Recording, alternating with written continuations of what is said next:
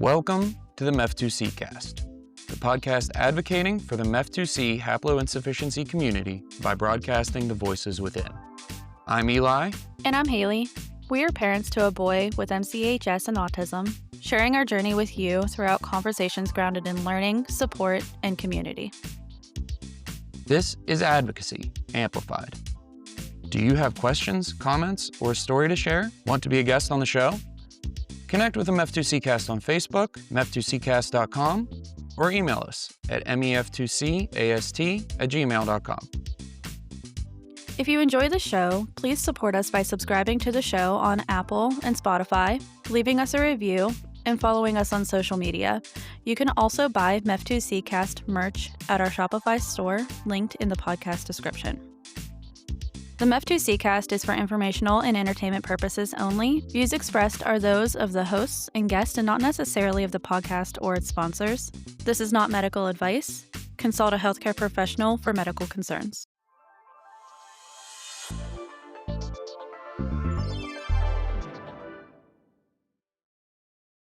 Alrighty, hi everybody. Welcome to the MEF2C cast. My guests today are Sean Rafferty and Claire Bothwell from F2C, the Australia MEF2C Foundation. How are you guys this morning? Well, evening for you. We're well, thanks. Yeah, how are you? Yeah. I'm doing well. Thank you for asking. So I guess you guys can just start by telling us a little bit about your family and then just sort of get into your story with what's the name of your child that has MCHS? Thea. Yeah. So we where do we start? I suppose we have two older kids. So we have Finn and Eve. They're 10-year-old twins, and then we have Thea, and she's 4. So and obviously has MEF2C haploinsufficiency syndrome, and she's a bright and bubbly girl, but has all the challenges that come with that condition. I think having listened to the MEF2C podcast, it's been really nice to hear people's story, and like a lot of them tend to start out with the diagnosis stories. I don't know, maybe that's a good place to start with us and Thea's story. Yeah, and what we think is wonderful about what you and Haley do is it's really bringing the stories to life. We've got some blurb on our website, but I think, hearing and seeing is like sort of, it's a cliche, but it's believing. Like it's really wonderful to hear other people's stories. And I think, if your podcast was around when we had first got Thea's diagnosis, it would have been less of a bumpy ride for us. Just sort of like hearing those lived experiences is really wonderful. Even now, and we're sort of like 2 years post diagnosis, or a bit longer than that. Longer than that, yeah. Yeah. So we got Thea's diagnosis when she was 8 months old. Yes. Yeah. Yeah, that's right. I guess the thing was she was, there was some things, there was some signals which were indicating perhaps there was some developmental delay, and then I think the real thing that made us think, okay, we need to take you and see someone, is she was having myoclonic seizures. So like her arms and mainly her legs were like jerking. And I was kind of like, yeah, my legs sometimes do that. I didn't take it too seriously, but like Claire was like, no, this doesn't seem right. And she was dead right. So, yeah. Yeah, I think for us, That probably. is almost, Sorry, you go. oh, sorry, almost a universal theme in every story we hear is that the mom's like, something's wrong, and the dad's like, it'll sort itself out. And the mom almost always ends up being right. But I'm sorry I interrupted you. Keep going. No, all good. I think it is like there is like mother's intuition. I think it's kind of a function of, well, in the most times, right? It's the mum that's on parental leave, right? And she's the one who's looking at this baby so much and paying attention to all the little things and the big things. And for us, because Thea was born when our other kids were 6, I think. Mm. Yeah. So it had been like, we were very rusty. So, and when our twins were born, we were just trying to keep them alive. Like we were just trying to, and what I mean by that is like just, getting to sleep, feeding them, and we didn't pay attention to developmental milestones. They just sort of happened. So with Thea, I guess some of the early signs were she wasn't using the left side of her body. She would lie under the playmat and she would she would use mostly her feet to whack the hanging object. So her right foot, and occasionally her right hand, but never the left side of her body. And the other thing that was sort of a bit of an alarm bell for us is she wasn't interested in toys. So you show her like this awesome, the toys that they give to babies, and they're like ugly as anything. They're like crunchy and different colors and like, shiny bits. And she'd no interest whatsoever. And most kids would just be like, whoa, that's like the best thing I've ever seen. So And she wouldn't take objects that were handed to her, which is something that the developmental nurse pointed out as well, because I think that's one of the things they have like a checklist of things, and she says like, "Oh, I wouldn't be too worried about that, but I keep an eye on that," like so. But then the thing that really pushed us to get into jerks, in front of the doctors was like the jerks. So Claire took Thea to our GP up at our doctor's surgery, and she was just like, "Take us straight into emergency. Don't muck around, go straight in there." And we were like, "Okay, it's pretty serious." So they looked at her, kept her in overnight, and what did they do? She had an EEG, I think, from memory, and then that was sort of, and I think it's pretty common for kids. Well, sorry, no, I think the EEG was normal. The MRI, and then we were sent home, and then we came back for some more intensive tests, which were the MRI, and she had a lumbar puncture, and then some bloods taken. So she went under for that, all of that. And she was 6 months old at the time. Like, it was really full on, tiny little baby. But that was, and that those results came back, they were sort of normal, I guess. And I think it's quite common for young kids to, I think, or maybe even younger, to have like, their brains aren't completely formed, so there can be some slight abnormalities, but I think they put them down to the age of the child. So that was all sort of, nothing to see here. And then the last thing we were waiting on was the blood test, wasn't it? Like the genetic array. Yeah. So, and we got a call, and then we sort of thought, I think they do things a bit differently in Australia. I think for you guys, perhaps they tell you over the phone, whereas we got a call and we were told to come in to the hospital, and we sort of knew something was wrong when we got that call. Yeah. I mean, it was the neurologist at the Children's Hospital here in Brisbane, I think he's retired now, but he was there with his fellow, and they gave us a diagnosis, and they were like, "We've never seen anything like this before, and here is a piece of paper." And I think this is common for a lot of people who've got the diagnosis. They get the unique printout. The printout with the girl, the portrait, the headshot of the girl on the front, and they were like, delivering information based on what they could find on the internet, So they were very compassionate about it. It wasn't that they didn't deliver the information in a sensitive manner. It was just that, it was all couldn't tell us anything. Yeah, really. That's right. Yeah, and we were kind of like asking all those questions, and I guess they were sort of obliged to give us the worst case scenario in each of those things. So it was a lot to take in one meeting, and we were kind of like, it was a bit of a body blow. Yeah, I think I remember the words, she may never walk, she may never talk. And those sort of words are sort of etched into my memory because of, and the gravity of that when you've got she was 8 months old at the time, and we sort of knew that she was developmentally delayed, but we just didn't know it was going to be of that magnitude. Like we didn't, and that was sort of, I guess, like Sean said, they were obliged to give us worst case scenario, and I don't think either of us were prepared for that. Like it was a lot. And then you sort of not ushered out, but you sort of, there's this silence because I can't sort of tell you anything else, and you sort of walk out, and that's right. You feel like I would liken it to being out in the ocean and you can't see the land. You just can't. You don't know which way you got to go. Yeah. Just and completely lost. Yeah. It was pretty awful. Yeah. And I think, you know yourself, getting that news is sort of, depending on how, I don't think there's any nice way to give a diagnosis to anyone but I think, yeah, I mean, Claire probably mentioned it's kind of like that sort of experience leads you to do things like, what you're doing with the podcast, where you might be doing with the foundation. I guess ultimately it's, it I guess pushes you to make other people's experiences a little less kind of, I guess, Yeah. yeah, a little easier.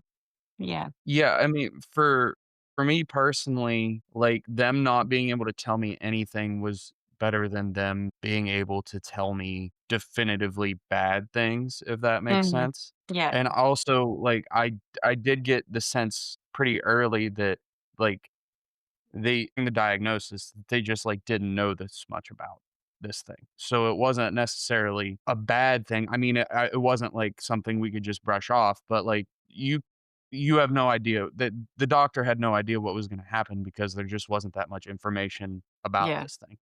So that kind of tempered my reaction a little bit. And then there's also, like, at least for me personally, there's, like, that male competitive thing of, like, like, you tell me this is what my child is gonna be like, and it's like, "All right, we'll see." Like, you don't know my family, you don't know my child, you know what I mean? Like, you'll see. So, Yeah. it's like the Michael Jordan meme, and I took that personally, you know what I mean? So but yeah, I mean, the experience between people varies really widely. Mm. So how did kind of each of you personally, like, sort of process and kind of come to terms with Thea's diagnosis? You go first? Yeah, that's a good question. I'm trying to think back now. It didn't really like register with me, like in the moment. I was just a little bit shell shocked, I think. And then as soon as I conveyed the information to my parents, I just broke down in tears. It was kind of Mm, like it didn't sort of materialize in my brain until I like uttered the words, and it was more like, I guess, like immediately, like I was just really sad for Thea. I was like, crap, you're not going to be have the same experiences that our older kids or a typical child might. So it was like, that grief for her. And then later on, it was a bit of, selfish grief, I suppose, about like, how is this going to impact our lives and our children's lives? And, like you just go through this roller coaster ride of emotion and these different forms of grief, I suppose. And yeah, I guess, that I maybe I think that, my reaction is probably different to Claire's, and I'll let Claire speak about hers, but like, I think she was spurred into action where I probably was a little slower off the mark. I think like you, I had real trouble coming to terms with it. And like Sean, I really grieved for Thea initially. I sort of didn't think about our lives. It was more about like she's not gonna, you know, have her own family. Like I don't know why that sort of came into my head, but that was, I guess, because I was still, like in that like real mum mode 'cause she was so little. Still, I just sort of thought, well, she's never going to have her own children. Is she ever going to form relationships? Is she, So I really grieve for her. And then I'm a real sort of data person. I love facts, and I want to know about stuff. And I just went into overdrive, reading all the medical journals I could, and all of them. It was sort of a bit obsessive, but I wanted to know what Thea's life was going to be like, and I wanted to know if I could find any kids in the medical journals who had a similar deletion, similar size, similar location. What I just wanted to know, what Thea would be like and what her future might hold. And I sort of realize now in hindsight that, well, I realized at the time, but I've realized a couple of things, I guess. But at the time, I was just probably wasn't very healthy to do all that reading because there's so much negative bias in the medical literature. Like, no one tells you about, I don't know, it's not their job to tell you about the joy our kids bring us, but no one tells you about that stuff. It's all about, this is all the terrible things that will happen to your child with this diagnosis. This is what they can't do. Nothing about this is what they can do. So that sort of, for me, I think made things much worse. Like I was hoping that it would empower me, but it was actually, I think it had the opposite effect, really. And then sort of reflecting on that now, I realize that like the diagnosis is, and knowing the diagnosis is really, it's a great thing because you know more than you did yesterday. And I think knowledge is power and sort of helps you process things. But I also realize that there's so few individuals diagnosed. So there's so little data, which means, there's not a critical mass of any data that will tell you what your child will be like. They may be like this, but they may not be. You sort of, yourself from the Facebook, the global Facebook group, there's just so much, there's such a range and a spectrum with our kids in terms of their abilities. So, but, you don't see that, I think at the time, like it takes you a little while to come to that. But yeah, it was Yeah, rough, I well, think, because of that lack of information, I think was difficult at the time. yeah, and as you kind of mentioned, I think it's important for people to understand too that science kind of has like the way experiments are generally structured and just sort of the framework of our scientific system is inherently conservative, not in the political sense, but in the sense that like they're going to err on, as you said, like quote unquote negative information. They're not going to give you maybe the most truly balanced outlook possible because they're trying very carefully not to claim things that they can't prove. So it's Mm. not a matter of them like, focusing on the negative things. It's they don't want to say something. They only want to say the things that they can be reasonably sure that the data points to, if that makes Yeah. sense. Yeah. Yeah. Um, Go ahead, sorry. Were you I gonna say something, Sean? no, Oh, okay. It does seem like there's just a little bit of a lag, so Yeah, I think that's right. we might have to fight through that a little bit, but that's okay. Yeah, and then so were you a runner like did you start running recently, Sean, or were you a runner when Thea got her diagnosis or yeah. I mean, we, Claire and I, when we got together all those years ago, we were both running a lot together. Yeah, it was it's something I've been doing all my life. Mhm, That once I guess like we started the foundation. What is it now? Like we launched it Almost 2 years ago now. 2 years I ago. think it's I yeah. was going to say a year ago. There you go. Yeah, well, I mean yeah, I think that's about right. Yeah, Time is slippery. yeah, totally.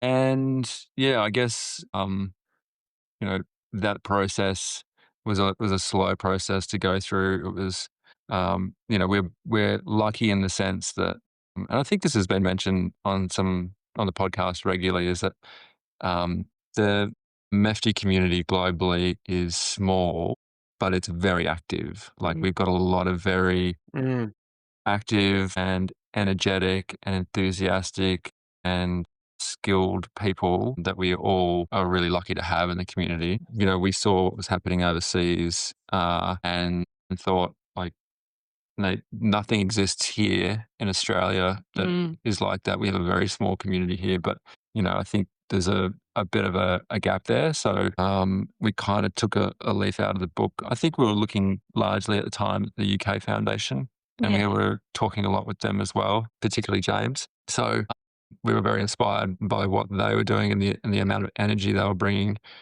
to what they We were still doing. are. Like, Yeah, we still are. yeah. Yeah, and yeah, for us, we are good friends with another couple in Brisbane, Jay McLaughlin and Dean Borg, and their daughter Aubrey has MEF2C haploinsufficiency syndrome as well. And together, after a meetup one time, we were like, we've got to do something. Let's just try forming this foundation. And we're lucky enough that Claire is a lawyer and does a lot of contract work and her specialty is intellectual property law and now does information technology law as well. Was able to do a lot of the stuff legally, which is a huge hurdle for a lot of other people. So we were able to establish a foundation, not without some, like delays, but mhm. Yeah, the good. And setup was pretty. I think that, yeah, I mean, Claire Yeah. can speak about that a little bit more, but like we are lucky in a sense that we didn't have to outsource the legal side of things, which is a big component of setting up the foundation. Mm. Yeah, and we've just been kind of chipping away at it over the last couple of years. And actually today we had the first like meetup, if you like, the first Mefties meetup, which happened here in Brisbane. Like the The foundation. foundation-led meetup. Yeah. Yeah, we've been to meetups before. Mm. And in, like given our community in Australia is quite small, there are quite a number of families in the sort of region that we live in. We're very lucky in that sense. We had 6 families today. Yeah. So that was huge given, what is it, like 21 or 22 I think it's around that. Yeah. No, and diagnoses in Australia. yeah, So, based on a Facebook group anyway. Yeah. there's probably more out there, like we have always said, that are Yeah. undiagnosed. But yeah, to have 6 families and one family come from Interstate. interstate was huge. And so we're maybe a little bit less energetic now than we would otherwise be. And plus the fact that it's like 9:30 p.m. here.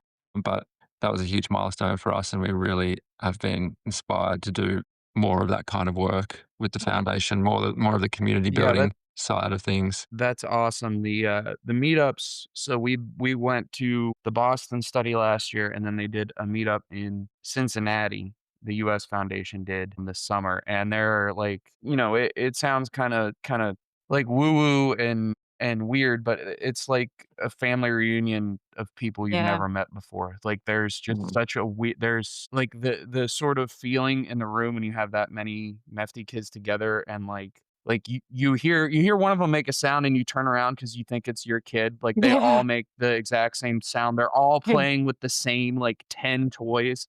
Like you show up with a toy and someone's like, "Oh yeah, we have 4 of those." And Yeah. so, it's just really incredible to kind of be among those people, and just sort of everybody understands each other in a way that not many other people do. Yeah. It's pretty special. Man, there was some. We've had these meetups like in parks before, and there's always a couple of runners. Uh-huh. Like, like there's just kids that just want to abandon, and and you have to you spend your whole time chasing after kids. It's not very relaxing, is it? And so, yeah, this time we found a community center that was fenced. It had like a veranda area. It had an indoor area that was air conditioned. Today it was particularly hot. We had like a separate room that we made a sensory room. So we darkened it and had Mm. projections and like soft toys. And there was multiple spaces that people could hang out. And yeah, we did it pretty well, I have to say. Like for our first proper foundation meetup, it was pretty good. And I think, if we can, find another venue down the track and bring more people together in that way, then like we'll be doing pretty well. Yeah. But Yeah. Oh, containment is like that's a big that's the element, other thing. What is it? like Containment? containment, keeping people. Yes. Yeah. Right, yeah. Yeah. Making Yeah. sure everybody stays in one spot, I got you. Yeah. Yeah. The the reason I originally asked if you were running at that time was, we were talking about sort of processing the diagnosis, and I know that, like, for me, I've talked about this on the show before, but, like, so many of, like, my hobbies and things are really physical. Like, I don't anymore, but I used to be really into running. It just got to where it was taking up too much time. Like I was training for a 40 miler, and I was supposed to run a full marathon as a training run. And I got like 20 miles in, and I was like, what am I doing? Like this takes every Saturday all day. And so I was running on my parents' property, and I was just like, forget it. And I walked home. But like, I do strength sports now. We do a lot of outdoor stuff. I know you mentioned your kids play football. Sports were a big part of my life. So like that was really hard for me to contend with, was a lot of these physical things that were important to me that Leo might not be able to participate in. Yeah, Yeah. is that like, I guess that grieving process as well, like all the things that she may not be able to do, but we're trying to get like one of the things about like Thea that we realized is that, what it might take a typical child, 5 times to learn or 10 times of trying it to learn. It takes her like 500, 600, 700 times. But that's sort of like Yep.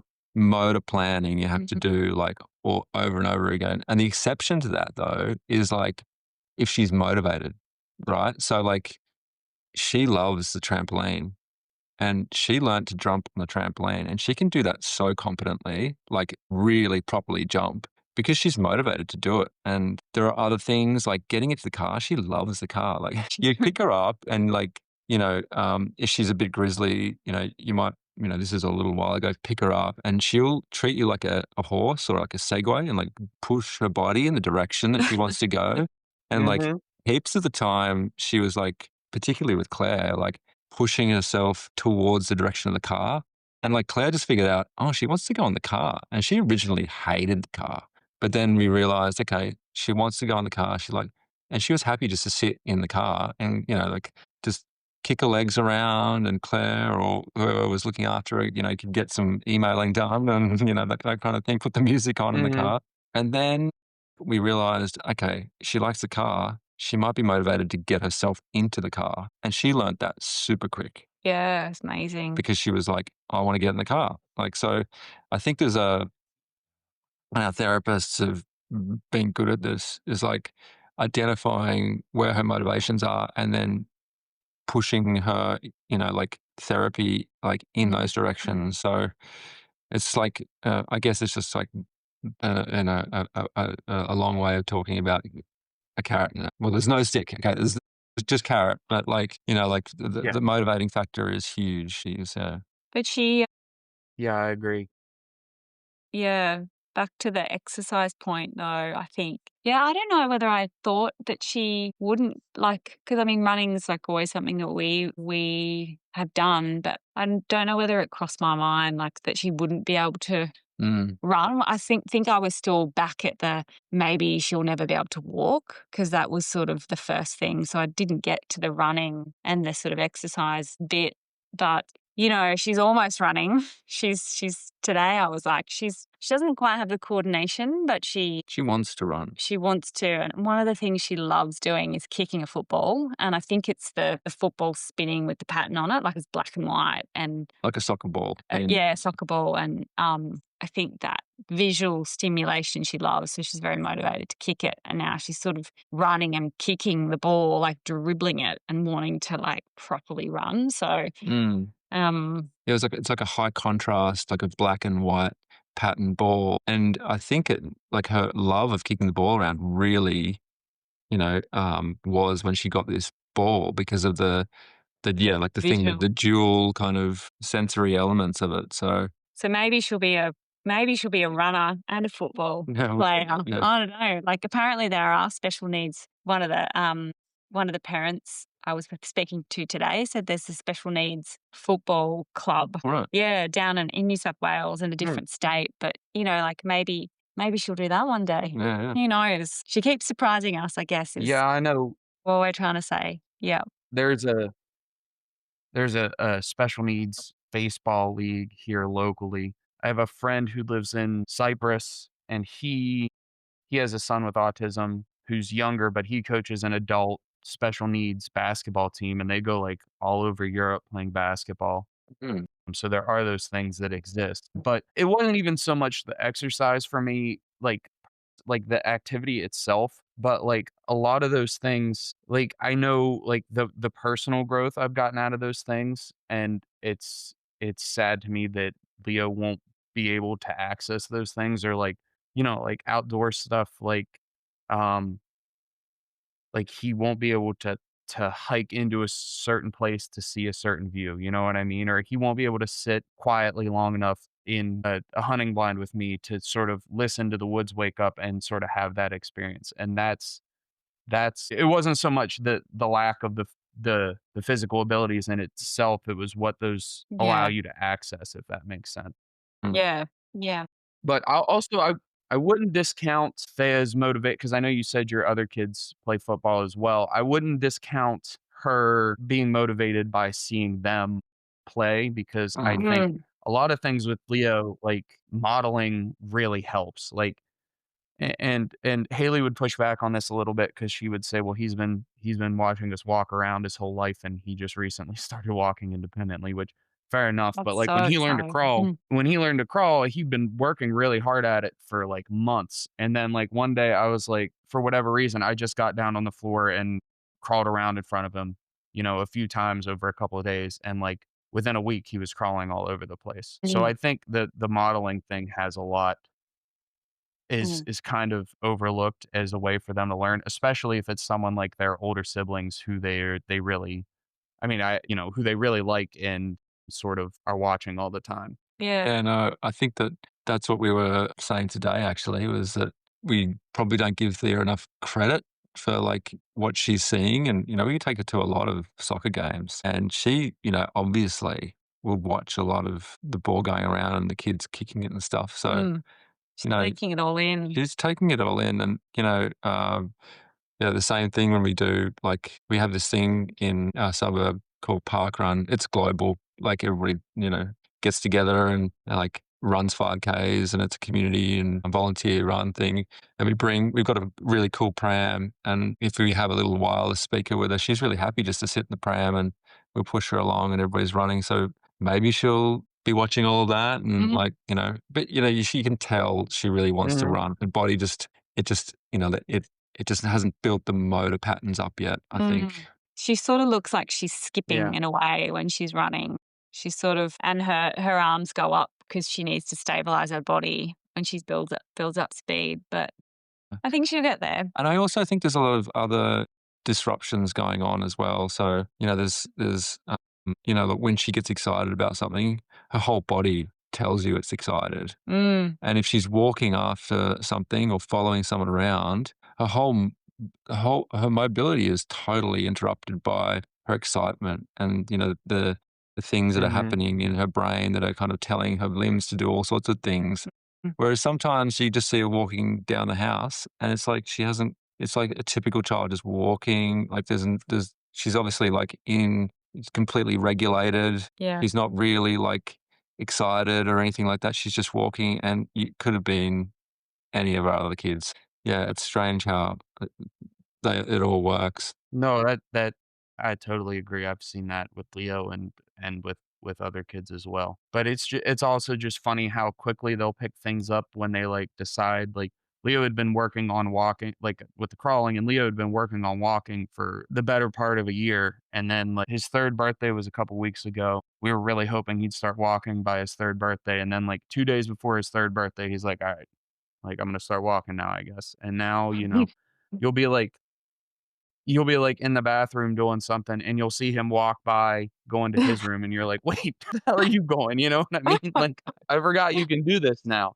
Ah, so Yeah. great. Yeah. But, yeah, I think maybe we underestimate the amount of focus it takes for them to do these kinds of things too. Because again, like, when he was learning to walk, you could see him sometimes like, he would get stood up and kinda put his back against a piece of furniture, so he was holding himself up, and then you could see, like, how focused he would get, and sometimes he would, like, yell and, like, flap and, like, have to really amp himself up, and then he'd take, like, 3 or 4 steps to the coffee table or something, so I think it Mm. just takes a Mm. lot more conscious effort for them to do those things than it does for us. Yeah. Oh, yeah, Yeah. totally. How old was Thea when she started walking? How did sort of that all progress? Yeah. So um, she started walking at 19 months.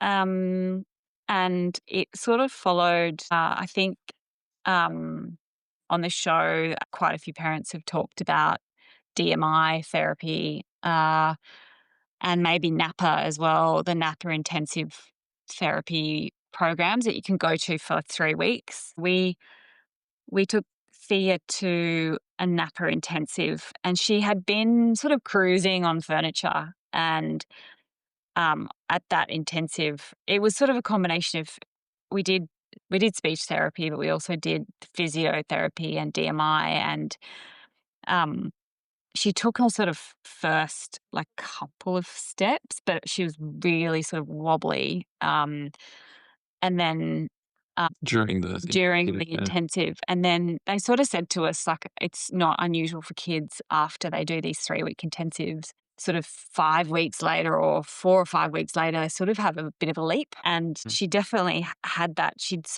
I think she's like a lot of our kids, she's really loves movement, loves moving. And we have a rugby field just down from our house. And I took her down there one morning and the sun was coming up. And Thea is like a kid, she loves, I don't know, if Leo is the same, but she loves shadows and lights and things. And she loves following her shadow. And she just sort of got up and stood up. And she'd been practicing sort of standing up from a seated position for a long time without holding on to anything. And then she was down at the field and she just stood up and then she started walking. She clocked her shadow, didn't she? She clocked her shadow and then she just went. And it was amazing. And she fell over and she got up and kept going and she fell over and like repeat. Yep. And she was, You got it on video. I did. Yeah. And like she was just, she with a smile on her face. It's like, it's such a precious thing. She was, yeah. And it's funny that like her stim almost is motivated her to, move and to keep going. Yeah. And she's still very shadow focused. She loves following that shadow. If you put her like at one end of the field and the sun is behind her, she will walk forever, I reckon. She just loves following a shadow.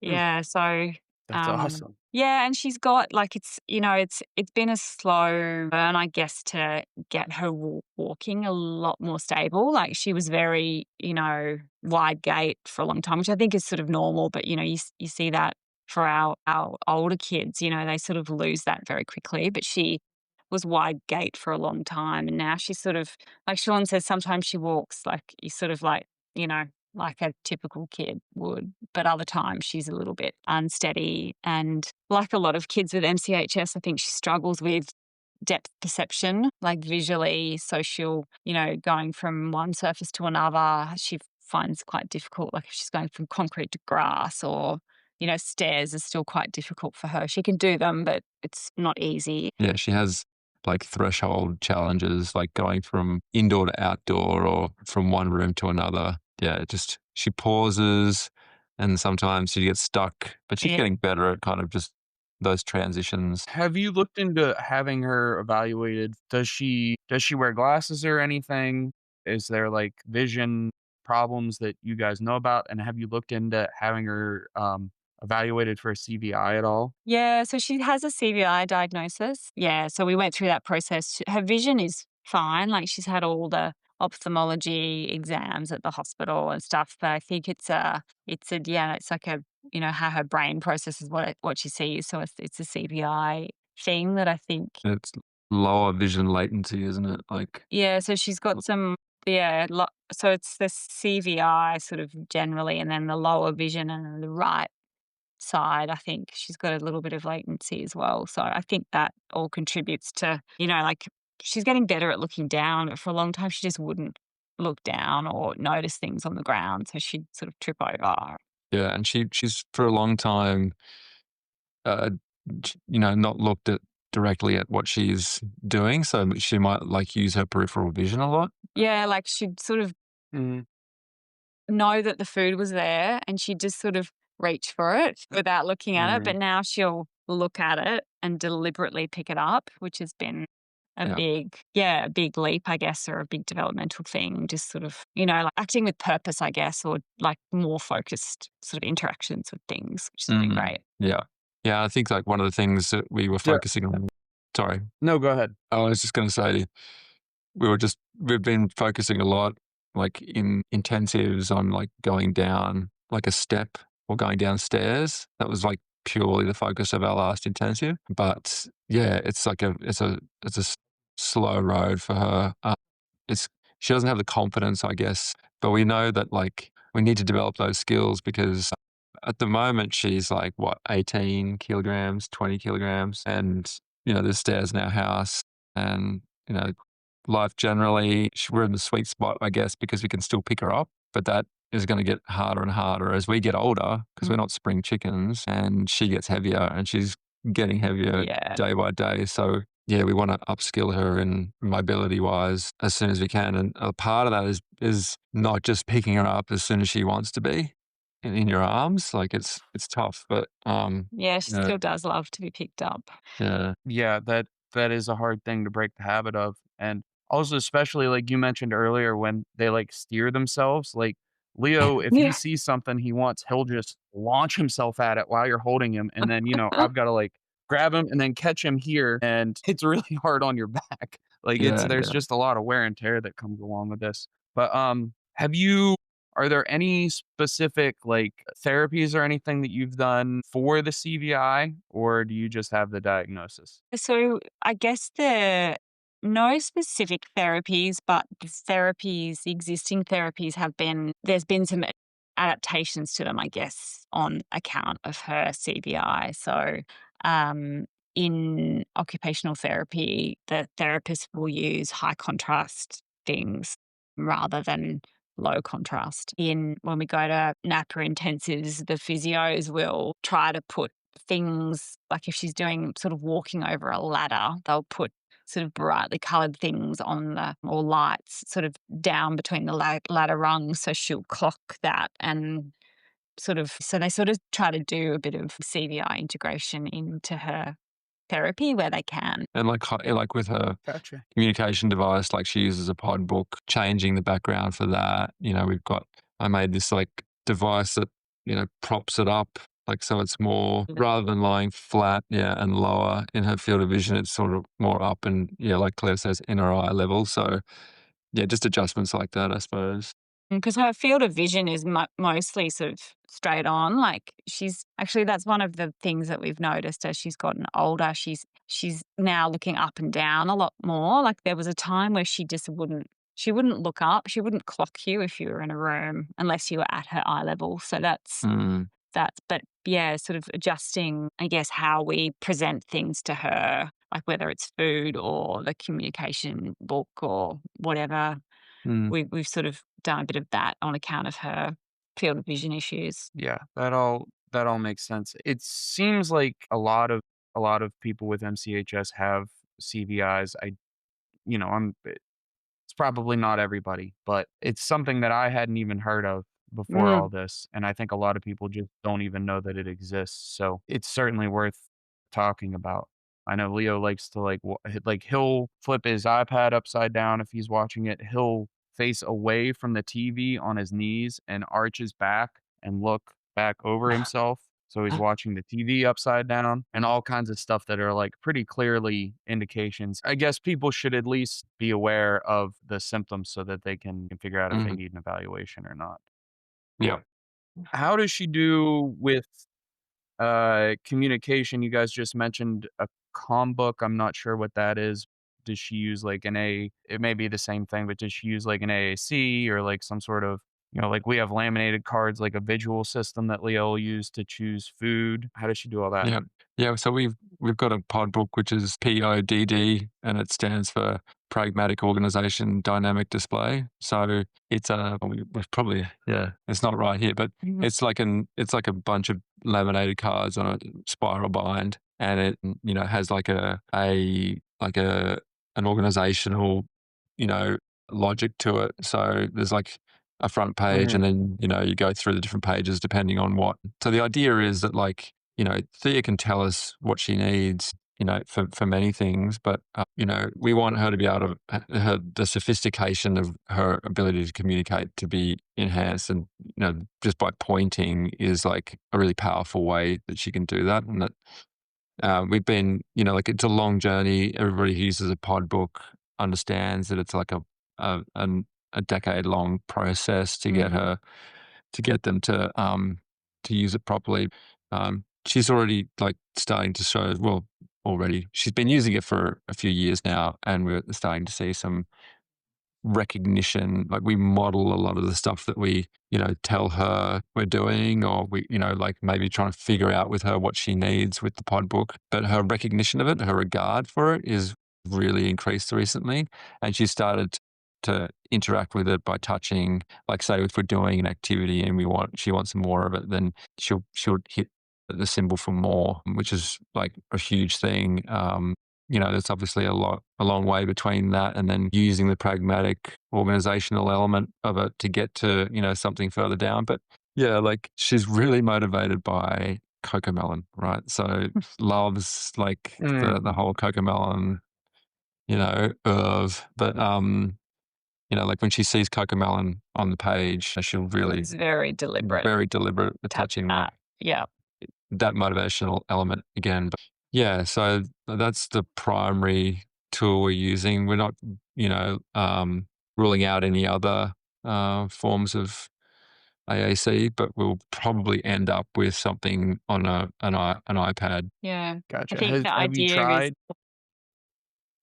sorry, you go, Eli. have you tried any, like, digital systems with her at all, like, things with, like, a tablet or something? Yeah, we've tried. So our speechy, she's the same speechy for Thea and Aubrey, who also has MEF2C, and Aubrey has now moved on to the tablet display of the pod, and like I think that's the eventual where Thea will get to. But we have introduced it in different settings. Thea kind of is just the screen element of it too is too overstimulating for her at the moment. Mm. So that kind of overtakes the functional element of it. So yeah, I think once she becomes more what they say is symbolic and understands the sort of the hard copy version of the pod system, then we'll probably move to the digital system after that. Yeah, that makes sense. That's kinda why I asked, because it does seem like there's something about the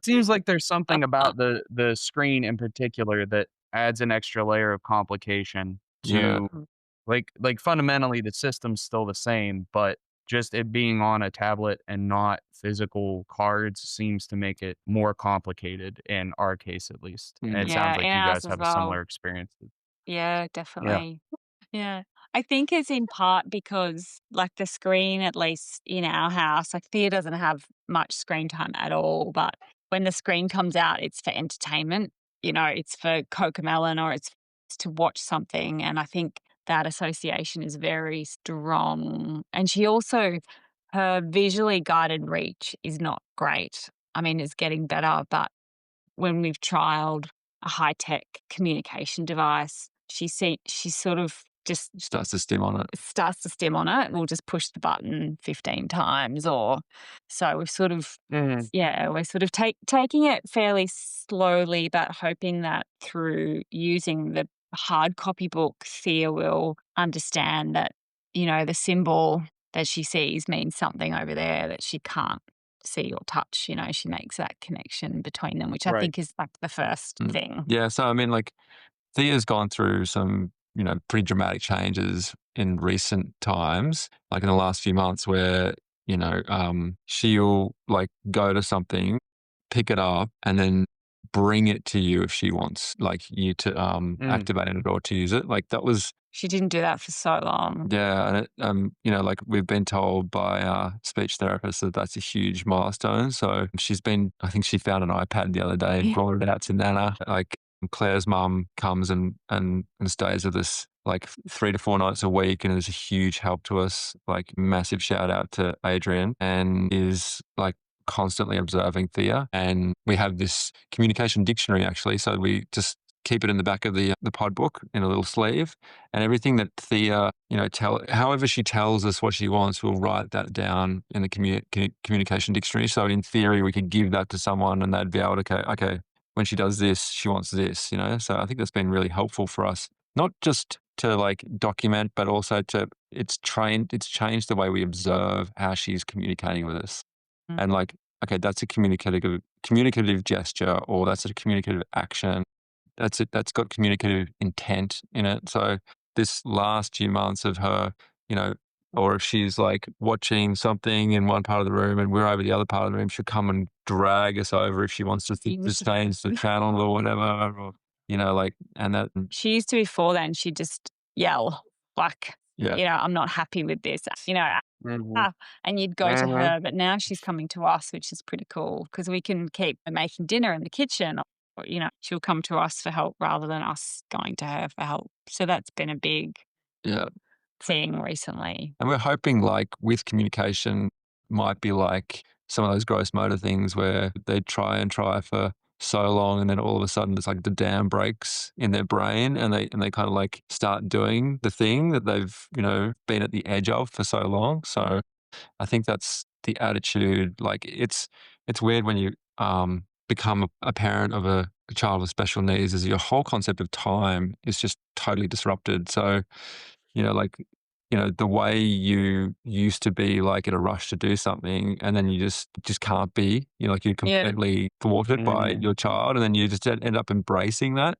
And then, or if you're like, on this journey where your expectations about her ability to achieve something like with the pod book, and then understanding like, no, this is not a 6 month or 12 month or even 2 year thing. This could be a decade. Mm. And then just coming to terms with that, like that totally rewires your brain and in I think really beneficial ways. Yeah, I agree with that. Yeah, that's totally true. And that communication dictionary that you mentioned is an incredible idea. I've never heard anybody talk about that before, but actually documenting the very like specific and sort of esoteric ways your kids communicate with you. Like I saw a video the other day on Facebook of a guy. I forget what the name of the page is. It's a family from England, and they have a nonverbal son, and he's like, "How people ask me all the time, how does Ollie know, or if Ollie can't talk, how does he tell us what he wants?" And then it cuts to a video of his son like squealing and slinging around a loaf of bread in the bag, and then he's like, "Yeah, he wants toast, see?"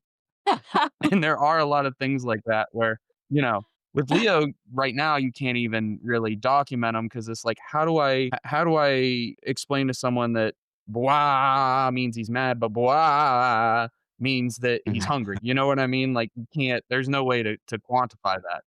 But, yeah, I think that's an excellent idea, and, you talked about the iPad being for entertainment. Like, the problem we're having right now is if Leo gets certain television shows and stuff he can watch on the TV and be fine, but if he gets an iPad or a phone, it's over for the rest of the day. Like, you can't if you take that away from him, he's just gonna be a grouch for the rest of the day. Mhm. So it's hard to work on his AAC with him because then it jacks everything else up for the remainder of the day. Yeah. Yeah. But Does yeah, Leo that's another thing. does Leo Go ahead, enjoy I'm mu sorry. No, that's okay. No, it's that delay again. Does Leo enjoy music? Like, is he Oh, absolutely, yes. I mean, one thing we've found, I don't know, you've probably tried this, but with Thea, um, taking the device away and replacing it with we've got this, like, speaker and it is indestructible, and we give her the speaker with music on it. It's like a little Wi-Fi Bluetooth Yeah. speaker, and she will very happily just transition to the speaker, and it just sort of resets her a little bit. I mean, our therapist, speech therapist would like be annoyed with us for doing that because a part of it is like you take the thing away and they've got to get used to the idea of being disappointed that they can't have the thing that they want. They have to sort of like understand that emotion and deal with it. But But when sometimes it's an it's all day emotion, that's not good for anyone. sometimes you just need to segue out of it and just for everybody's sanity. And yeah, that speaker is it's been indispensable in our lives. Yeah, we can put his thing is super simple songs, and we can put super simple songs on the TV on Spotify, and it shows like still images of the videos, and that like is interesting enough to him that it pacifies him, but it's not so stimulating that he can also play while that's on the TV. If the Yeah. actual super simple songs videos are on the TV, he is just flapping and stimming and yelling, you know, constantly while they're on. So, Mm. we can kind of transition ourselves out that way. Yeah. Alrighty. How does they do with sleep? Mm. Pretty good now. We had a period there, like where she would be waking in the middle of the night, like anywhere from 2 a.m. to 4 a.m. And then when she was awake, and that was it. And like Mhm. there was a long period of time where we live in a Queenslander house, which is basically like a timber house, a timber cottage. The noise transfer is just terrible, basically. Like you can hear through this like paper walls. So if she was like awake, she was invariably making a lot of Ups sound, Yeah, she upset. was Yeah. upset most of the time. It's like she wanted to be asleep, but her brain wouldn't let her go back to sleep. Yeah, so I would just put her in the car and drive and like be Go and get a driving. coffee. Yeah. There's this great cafe in town and like 24/7. So I'd just go there, grab a coffee and would drive and listen to music and then she'd eventually fall asleep and she would transfer into bed at that point. And then it just, yeah, it was getting worse and worse. And so eventually we got her medicated. So we had to go and see a doctor, a sleep doctor about that, and tried a couple of different things. And then what we landed on was clonidine. So she's still on that and takes half a tablet, like 25 micrograms of. I think that's right. I'm not sure. But yeah, I guess a lot of people be aware of clonidine. It's like a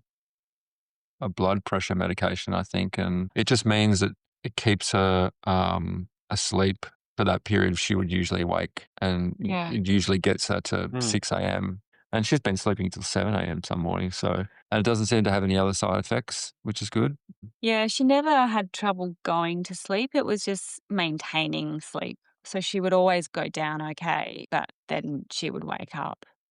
But yeah, the clonidine, we tried melatonin in its various forms, and it actually had the opposite effect. It's like those nightmares you hear with Finnegan and kids on planes, and they just get really hyper. That was for Thea. It was went in the other direction, didn't it? So we stopped that. And then, yeah, I think I don't know, we were sort of hesitant about going down the sort of the drug route. I guess we wanted to sort of go more, because she was only 2 and we were in the sort of thick of it. So, but then we didn't really have any other, like CBD oil is sort of hard. I think that can work well for sleep, but it's not easily prescribed here. And so then we went to see this great doctor who, yeah, we tried gabapentin, which is a nerve pain drug, and that didn't suit Thea. She was sort of a bit agitated and irritable, and clonidine was sort of the second one we tried, and it's been a bit of a lifesaver for our family because we were all sort of getting good sleep. And like Sean said, she'll go down at 7:30, and she'll get up at 6:37. It's amazing. That's like kind of key. Like Claire said, it's a lifesaver. Like sometimes Claire is up really late working, or I might be doing the same. And then if you go to bed at like midnight and then you wake again at 2 o'clock and then you're going to work the next day, you're like a zombie, because you've had like 2 hours, 3 hours sleep, and it's just unsustainable. And she does Yeah. have the odd night when she wakes, so it's not foolproof, but most of the time, Yeah. like 80-90% of the time, it's great. But occasionally she'll wake up at 3 or, And the other thing to say is that she's been in a cot for a long time. And then in the last few months, we've transitioned her into a bed. And so like we're in this multi-stage process where she's gone from the cot now, she's in the bed, but the bed's on the floor. And then I sleep next to her in the bed so that if she does wake, it's usually one of 2 or 3 things. Mostly it's because she can't regulate her temperature. Like we all take the sheet off and put the sheet back on, or the doona or whatever, and she can't do that. So she might grizzle and I might wake up and just put the blanket back on her. Or it might be indigestion, and in that case, she just needs a bit of a tummy rub or a back rub. But if I'm not there and she wakes up fully, it's all over.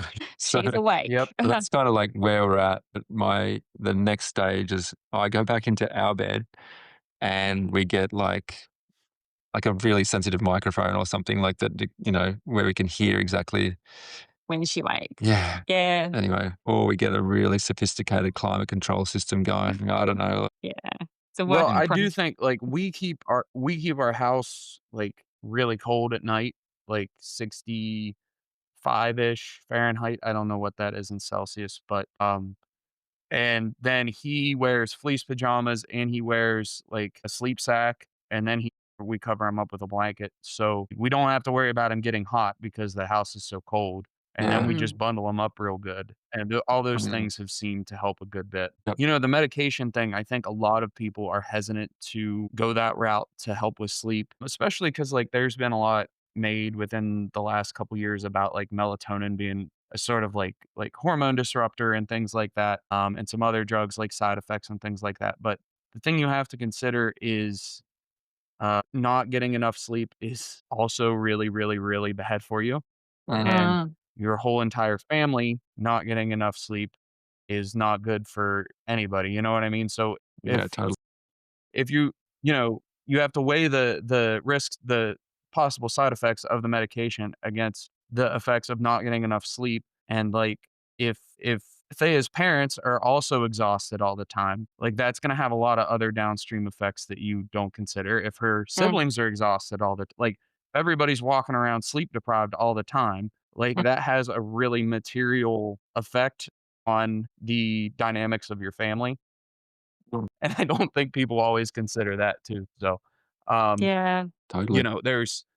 there's a much higher divorce rate with special needs parents, and I'm just hypothesizing here, but I would guess that a significant portion of that comes down to two people who are just exhausted all the time in the same house Yeah, together, snapping at each other. You know what I mean? Yeah. totally. Yep. Yeah. No, we're very much of that Um, view that like sleep is gonna make a lot of things better and is probably, right. yeah, it trumps a lot of other decisions, I suppose, around those. Hmm. Yeah, And you're very right about it being beneficial, not just for like parents and caregivers, but also for like your child. Because Thea, like, she would just be just sort of not, I don't think she was learning as much as she could have been when she was so sleep deprived. Like, I yeah. mean, Like you don't have a good session with a therapist if she's tired. Like it's just doesn't happen. Exactly. You know. yeah. So yeah, Yeah, sleep is I mostly agree. pretty good for now. Good. Yeah, that's awesome. Yeah, Yeah. and just again to reiterate, because I think it's kind of pertinent. Like a lot of parents do like I guess this isn't completely on the subject, but it's kind of related. Like a lot of parents really run themselves ragged, like trying to take care of their child and like going to all these therapy appointments and, lack of sleep and all this stuff. And that is not a good long-term strategy for you or for your child. So Mhm. like, it might seem like you're doing the right thing in the moment, but those 20 hours a week that your kid is getting of therapy for, however long you can sustain that aren't as valuable as having a healthy and well-adjusted parent for the entirety of their life. So, Mm, sometimes it feels selfish to weigh yourself in on these decisions you make with the care of your child, but you have to look at the sort of long-term outcome of everything and not just yeah, the short to medium term. Yeah. yeah, definitely. Yeah. It's like a more holistic kind of Um, worldview. yeah, absolutely. Um, so you mentioned earlier myoclonic seizures. So are those the only kind of seizure she has? Is she still having those? Are you managing those? Like, how's that all work? Yeah, the myoclonic jerks sort of just or seizures just sort of subsided, like she stopped having them, and then the only thing she's had since then is she's had some febrile seizures, and she's also had a seizure, which we think was sort of motion sickness induced from sort of spinning in a circle. Mm, We don't know if she was unwell at the time. I mean, sometimes I think what they say about some kids, individuals with MCHS, they have a low seizure threshold, and also they can have um, febrile spikes, which triggers the seizure. And Come completely out of the blue. yeah, or she might just be a little bit off, and then like she'll have a seizure. But I can't remember the last time. 9 or 10 months ago was the last one. They were happening like every few months at one point. Mm. And, it was like the first time she had a full blown seizure, it was pretty like confronting and we didn't know what to do, like involve the ambulance, the children's hospital. Eventually we got a seizure management plan, which is basically like you can Call boil, the ambulance. boil it down to if they're still having a seizure after 5 minutes, call the ambulance. That happened a few more times. I'm not sure we've ever waited for 5 minutes though, Well, yeah, like if because she stopped breathing, breathing, sort of starts going blues. Um, yeah, they will. Well, like, okay, I think it's time. yeah, Call the ambulance. but she's not yeah, medicated for epilepsy. We just haven't we've sort of see the neurology team at the Children's Hospital I think it's every 12 months at the moment, and the advice has been that she doesn't need to be medicated like sort of regularly at the moment. So because they are like as far as we know, they've been febrile. So Yeah, and the other thing that they've given us is clobazam, which is like a seizure preventative medicine. And like if she's, I guess there are moments where she might be unwell, and we think, okay, this is sort of seizure territory, and we might give her the clobazam at that moment. It basically, it's like a seizure preventative, and we haven't had to give it to her very like many times, but yeah, we kind of like, I guess we're better now at predicting when she may have a seizure. And I think it's better just to give her that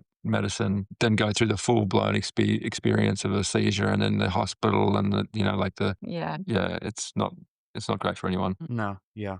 Yeah, that frankly, that seems silly to me, like, if it's a situation where I could possibly need to call an ambulance, I'm calling the ambulance right now. Like, 5 Mm. minutes is a very significant amount of time in an Mm, emergency situation, so either it's that I yeah. don't need to call the ambulance or that I do, and not that I need to call the ambulance later.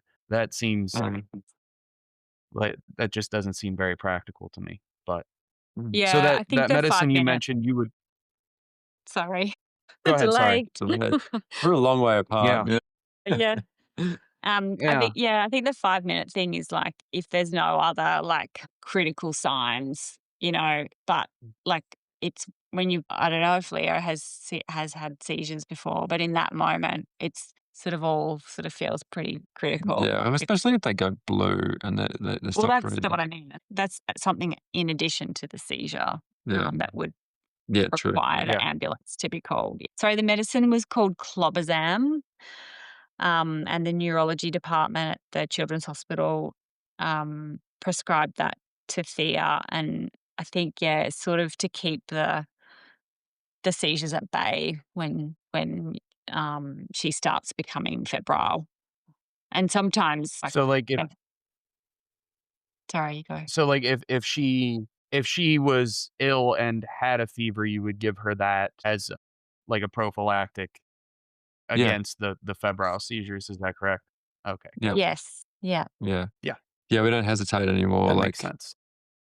I think that it's difficult though sometimes because no one can give us a definitive answer about like whether she can have clonidine and clomazam at the same time. Like I think there's a low risk, but Mm. we're kind of a bit risk averse when it comes to those sorts of things. So if we've given her nightly dose of clonidine and then she starts having a fever, we're kind of like, crap, what do we do? We just go the Nurofen Panadol route in that case. You can take Panadol and Nurofen and clobazam, no worries, but it's just an additional clonidine element that it's a little bit like a bit of a gray area. How has your experience been advocating for Thea in, the medical system, or I don't know if she's in school or anything like that, the education system, things like that, sort of getting the necessary resources for her? I guess we're sort of quite lucky in the sense in Australia we have like a national insurance scheme and it's Australia wide and it's sort of needs based on sort of where your kid is or where the individual is, I should say, relative to their peers. So um, we were able to get financial support for therapy and to get a support worker funding. So sort of, someone who comes and, might pick your kid up from school and bring them home while you keep working, that sort of assistance. So we're sort of lucky in Australia. I mean, It's never guaranteed. Like yeah, there's a lot of, it's a bit of a political football at the moment. yeah. The NDIS, which is an acronym for the National Disability Insurance Scheme. And there's a bit of, I guess, cost efficiencies, those sorts of discussions happening about the whole programs. Hopeful that Thea's plan, we have a plan for her and is maintained and there's not too many changes to the scheme. But we were lucky again because when we got our diagnosis, which was through the hospital, the Queensland Children's Hospital, and I know people sort of get their diagnosis in different places, like through private genetics or whatever. But because we were in the public system, I think partly that the neurology team wrote us a letter about what Thea's condition would mean for her like this is a lifelong, condition, and spoke to in the letter to some of the gravity of it, that was really helpful in terms of applying for NDIS, the insurance, because we sort of, they'd already sort of told part of the story. Yeah, that was really helpful. So we didn't have to sort of go initially, we didn't have to do too much to get insurance, and then to maintain her plan for every sort of year, although it's give or take, the plan gets renewed, and then that's when you really go into bat for what kind of financial assistance you need to support her ongoing therapy. So, and that's always a big exercise because it involves getting reports from the therapist, the existing therapist, and thinking about what ongoing supports she requires and what sort of support you need as a carer. It's can be difficult because you have to think about your child on their sort of worst day and what they can't do, because that's, you sort of celebrate their wins, but the focus is on what they need. So it's very sort of, this is what I can't do, and this is the assistance I need to improve their functions. That's when you really go into that, and it's a big. It's an exhausting process, but it's good that the scheme exists, I suppose. But it's like Oh, it's great that the scheme exists. Like we know in New Zealand, which is just sort of, across the ditch from us really, that they don't have anything similar. And we've met parents who have come to NAPA intensives and they're completely self-funded. So they have flown over, they've got accommodation, they've paid, $10,000 for 3 weeks to get their child to, and it's their annual holiday. The NDIS has not funded accommodation because we've got one sort of a drive away, but, they've paid for the therapy and funded therapy essentially. But so I think we're very lucky. We just hope that, for all the reasons that Sean mentioned, that they don't make drastic changes to the scheme that impact the kids that really need the. Yeah, that sounds like a great system. yeah. I mean, like advocacy First is of like all, it's something.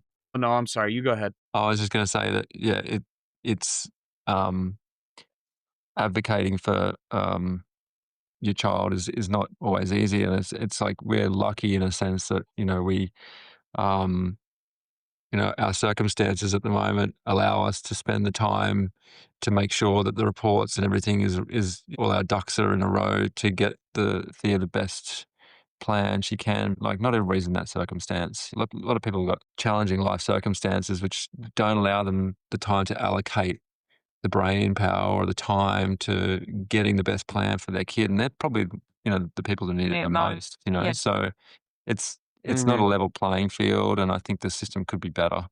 But yeah. Uh yeah, I guess we're lucky. Yeah. Yeah, I know in the US there's a lot of people who, there are people who are very low income who qualify for a lot of similar plans, which it's also interesting that it's called a scheme there, because when I think of a scheme here, a scheme would be like a Ponzi scheme, like that would be like some sort of bad thing. They people who are low income who qualify for a lot of these programs, which is great, and they should.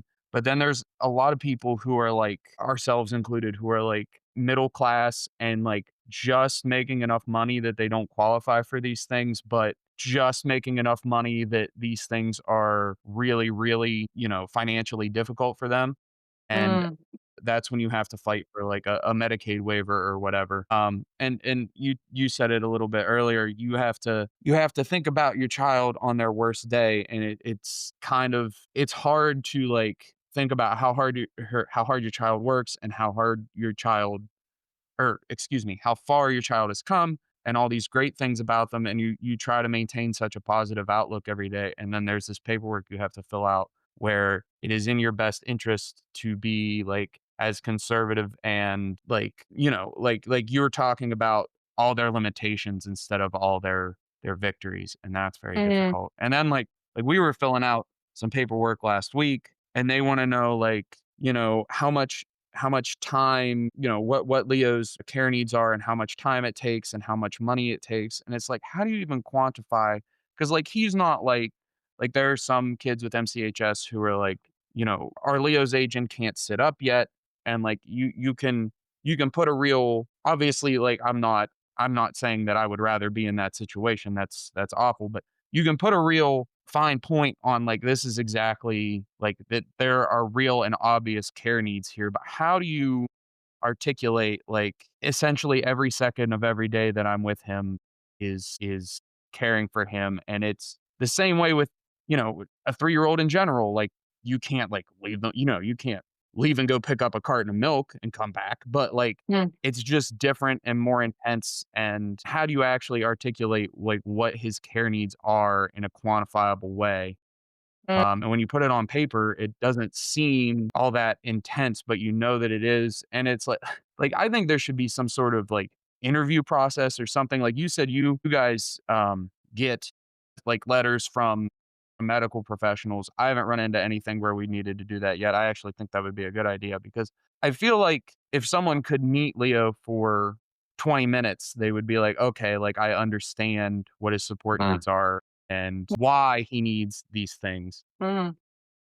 But it's really hard to put all that in writing, I guess. One of the options we have over here, and I don't know whether this is sort of ongoing or just to become a participant in the scheme, using your favourite word there, is you can have people come to your house and meet you and your family and, observe. Your circumstances. It can count for a lot because you can, like you said, there's only so much you can put on paper. But I guess what's helped, because we need to fill out similar forms for different purposes, but sort of talking about how Leo's care needs might be relative to a typically developing kid is sort of helps put it in. I think that sort of helps. Well, and that's what a lot of the therapists, when they write their letters, they sort of say, well, this is, what a typical kid would be doing. This is what Thea can do. This is what she can't do. And it's sort of like contextualizing it. Yeah. Because I mean, you can, with a 3-year-old, like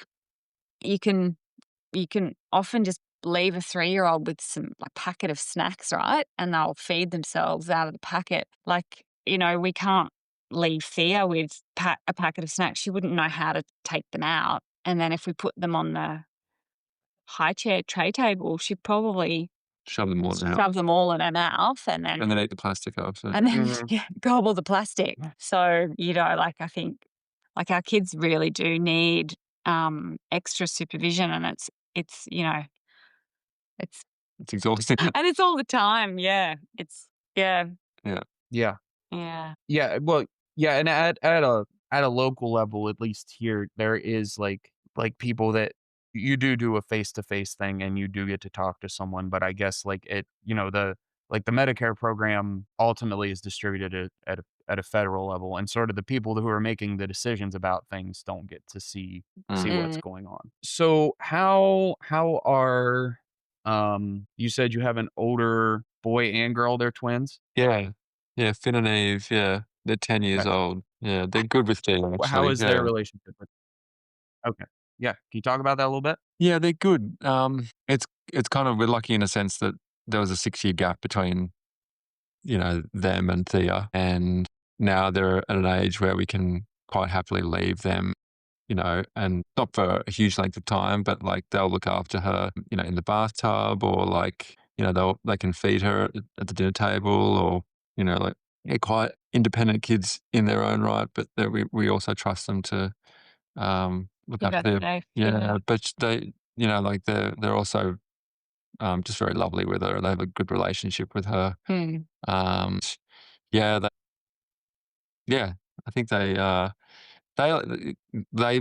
recently ran the Bridge to Brisbane to fundraise for her, and it was a really nice experience because I guess they sort of were a little bit unsure about it to begin with, but one of the unexpected benefits of it was that they needed to know more about Thea's condition and to articulate a little bit for people who are asking them, like just the name is such a mouthful for them, and like some of the reasons why she has that condition, and and they were really great about it, and they, speaking in front of their class about Thea, and it was really, really great. And like I said, unexpected kind of upside to them doing the run and the fundraising. So We're really proud of them for that. Yeah, that's awesome.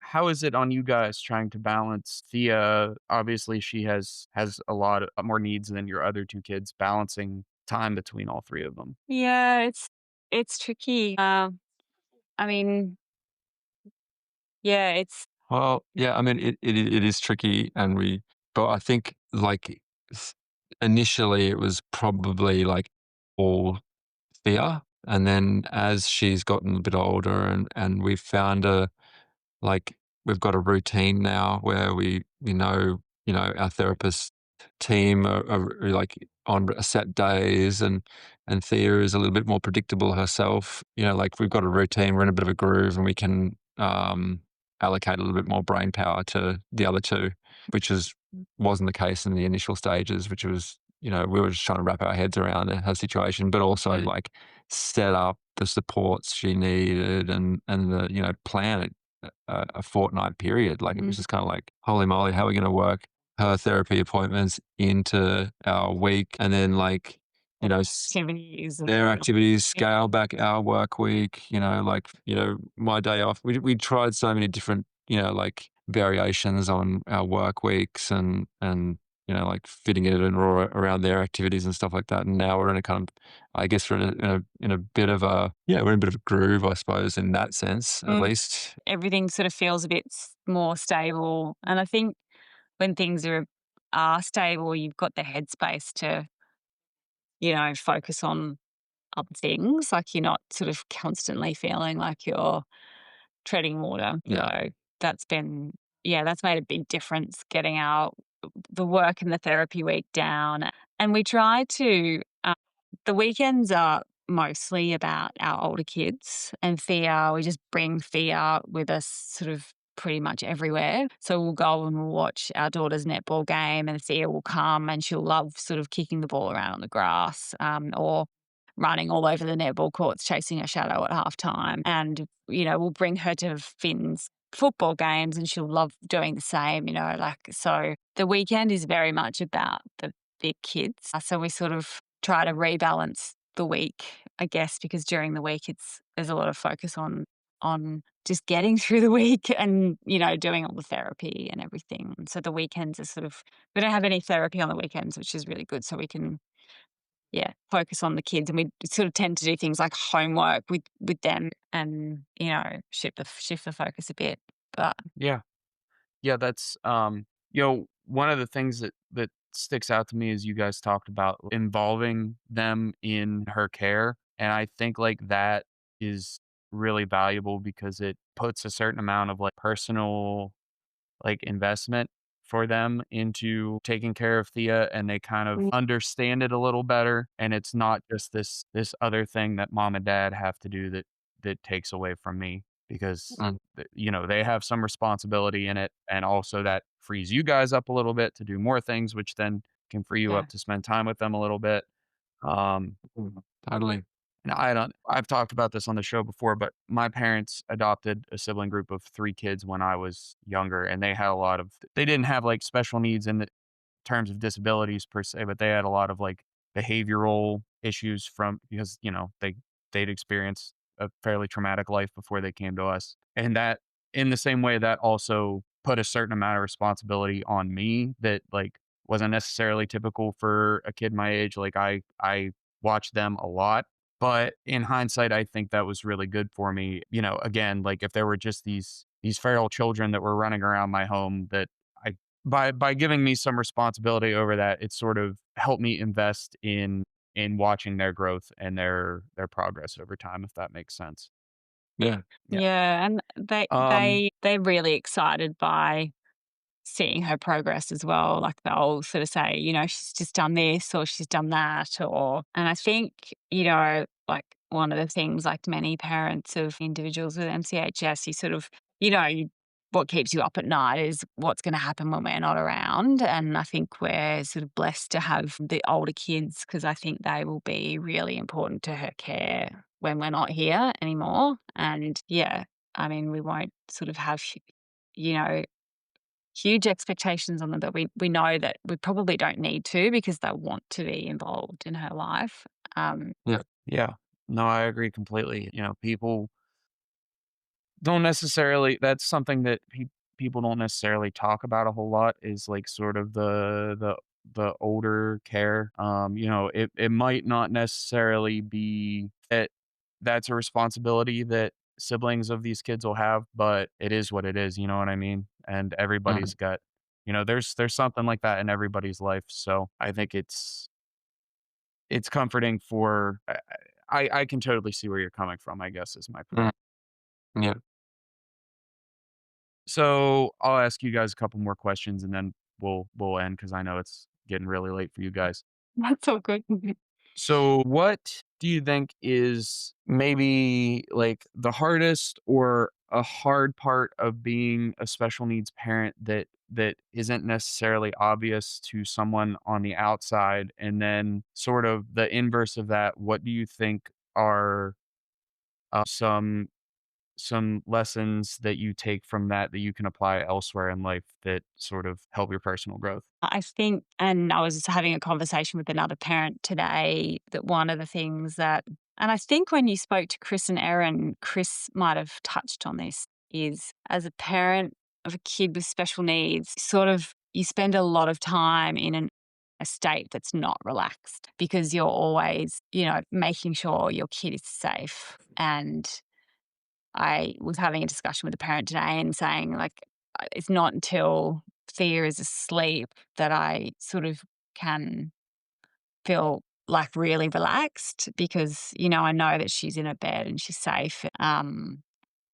I think, like when you go to social events, you you've always got one eye on your child to make sure that they're okay. Unless you've, got someone like a family member, a support worker, or someone who's got them. You've always, yeah. And sometimes that can mean that you may seem a little bit distracted, or you're not completely in the conversation that you might, in the way that you might want to be. And I think for parents who don't have special needs kids, that's sort of what it is. Like, you're just not disinterest, or it's just sort of you're making sure your child's okay and that you're not really that relaxed, and unless you know that they are okay. Um, as for the inverse, I just think I have a completely different, and I hopefully I'm answering your question right, but I have a completely different, um, I guess, appreciation for little things. I sort of, you know, I things that I wouldn't normally notice, I now notice. Like, I saw, Um, this is a couple of years back, but our daughter, older daughter, tying her shoelaces, and I was like, wow, like the fine motor skills to do that, and how highly engineered we are as humans, that you can have a little deletion or change in your gene or a mutation or whatever, and it just throws everything out. And like, so observing things like that, and just like, I guess, having an appreciation for those things that you might take for granted, and then also just Thea sort of looking at something and seeing the beauty in something, and you sort of look at what she's looking at and you're like, actually, that's quite nice. Like, I would probably, if you weren't looking at that in the way that you were looking at it for so long, or I probably would never have noticed that. Now I'm looking at that and I'm like, I'm going to look at it for a little bit as well and really enjoy that. I think it's been eye opening for me in those sort of, at least those couple of ways. I think, for me, I just realized how, like, maybe insensitive, or I don't know, like, I just think about now, like, my pre the, perception of disability, and how it was completely, I don't know, I'm kind of ashamed almost of myself that I was so, I guess, Ignorant, ignorant. probably. Yeah. And, like, I think that, like, I think I talked about this before, but, like, my whole experience of time has been completely altered. Like, and, like, on a Friday now, like, so I look after Thea on Friday, and we have a routine. It involves a couple of therapist appointments in the morning, and then, like, we do the shopping. And, like, I love going to the shops now. I just love it. Like, I used to hate it. And I mean, this is a really small thing, but, like, we kind of try and incorporate some therapy, like, you know, extracurricular therapy into daily activities. And I've found that going to like the supermarket with Thea and then like getting her from the car into the shop and then letting her just go a little bit further, get a bit further away from me that I'm normally comfortable with, and like pull people's pants and stuff like that. Like it's very liberating for her, but also for me as a parent, and like giving her a little bit more independence in those moments. And then also like, you know, as a parent of a child who is like, you know, we don't really notice her quirks and like her noises and like her idiosyncrasies. Then you go into the public domain and people are looking at her, you know, and they're kind of like, what's going on like Yeah. with the child, or they, you know, like, and you realize like they're seeing something completely different. And I think that those moments in the shop like are therapeutic in a kind of like motor planning point of view, you know, like giving her the agency, I suppose, or the independence to go around. But it's also socializing her and socializing her disability and not keeping her, you know, in a sort of like safe environment the whole time. And my sister's a nurse and she talks about this concept of the dignity of risk. And like with, you know, this is in the context of aged care and like letting people, you know, who are older, who maybe have brain disease or whatever, do things which would not normally be safe, but because they love doing it, the risk is worth it if they injure themselves. Like, I think there's a kind of element of that with a special needs child that is underappreciated. And like I said, like the supermarket ticks all of these boxes that like it just never did before for me. Are you talking about the element of risk when she goes up and pulls people's Yeah. pants? You know, like she might be in a different aisle to me sometimes, you know, Claire's not going to like hearing this, but like sometimes I lose sight of her and it's kind of like, okay, I can hear her, but but, you know, like, it's like, you know, she's not gonna run out. Like, the doors don't open at the entrance. Like, you have to go right around and, like, I mean, I don't let her go that far, but, like, yeah, there's a whole lot of things that you see that you just never did before. Yeah. Yeah, I know for me personally, like if I see a disabled person in public, I have a much better understanding than I did before that that's a person. You know what I mean? Mm, And it almost it brings a smile to my face. Obviously not that they're disabled, but they're in public doing things. And I mm, understand that there's, you know, there's a personality behind them and that you know, they're probably fun to be around. They're you know what I mean? They're just I'm not reducing them to their disability anymore. mm, And I also think to your guys' point, like, so two things. First of all, like, you know, you talked about like just appreciation for the small things. It makes you a lot more patient in a lot of ways because like when the things that you were praying for forever to happen suddenly become an inconvenience to you, they're not an inconvenience anymore. You know what I mean? Like you talked about a mm, kid tying their shoes, like, you know, well, maybe like so like Leo has started walking and he'll lead us places. So he's becoming a lot more independent. And sometimes you'll be doing something and he'll just be constantly leading you away from it. And it's like, no, buddy, I have to finish this. But if that was a typical 3-year-old, you'd probably get really frustrated. But for him, it's just kind of a thing that you chuckle at and you're just like, no, I can't. We've got to be here right now. But mm, you really appreciate that he even has the capacity to do that thing in that way. Yeah. And then the other thing I was gonna say to your point is like for me now, like Haley and I joke all the time that like life's all about vibes now. It's not about what you're doing, it's about like the how what you're doing makes you feel. Like we went to on his birthday, we went to West Virginia football game and like we didn't even make it to kick off. And it was like cold and like sort of that really misting, annoying rain all day. But we showed up. Some people Haley works with were having a tailgate. We hung out there. We went to the stadium like an hour early. We were just hanging out, watching the band, watching warm ups. There were some people in front of us. Leo made friends with the lady in front of us and was like hugging her and loving on her. And then like you know, they play a hype video right before kickoff and it gets progressively louder and louder and louder. And I should have thought of this and taken him to a different part of the stadium while that was going on so he didn't get overwhelmed. but like he got overwhelmed and we were like, all right. And we bolted out of there, like flew Mhm. out of the stadium. So we didn't even actually get to watch any of the game, but just being there with him hanging out in that place was good enough for me. Like I wasn't upset at all that we left and didn't get to see any of the actual game. It's all about just enjoying being where you're at Mm, Mm. with him or without him. That carries over to when we're by ourselves too. yeah. Yeah. Yeah, totally.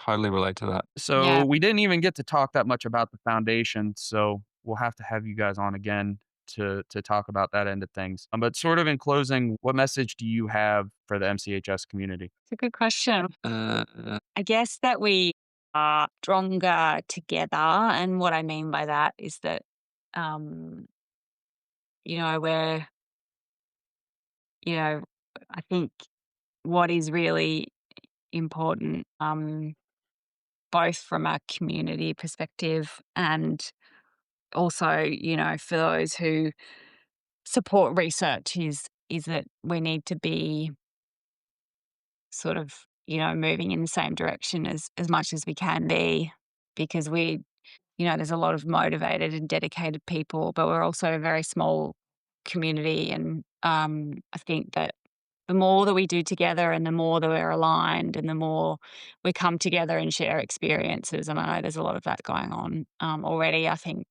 the stronger we'll be. So yeah, I guess that's one thing. Yeah. I can't really, yeah, add to that, I don't think. Yeah, I think we're doing a pretty good job, though, as a community. Like I was saying before, a very small community, but we're a very active one. So I think that Globally. Yeah. globally, yeah. Mm. I think we just, yeah, need to kind of keep doing the good work. But no, sorry, I wish I had Yeah. something more inspiring to say. No, It's almost that's 11. awesome. It's after 11 o'clock at night. I think Yeah. you've got a I bit of know. a I'm I'm really leave sorry, past guys. there. No, not at all. No. Yeah. Alrighty. Okay. Well, thank you guys so much for your time. Thank you to our listeners. Um, as always, if anybody wants to get in contact with us, questions, comments, story to share, want to be a guest, you can contact us on Facebook or email us at mef2cast@gmail.com. Thanks, everybody.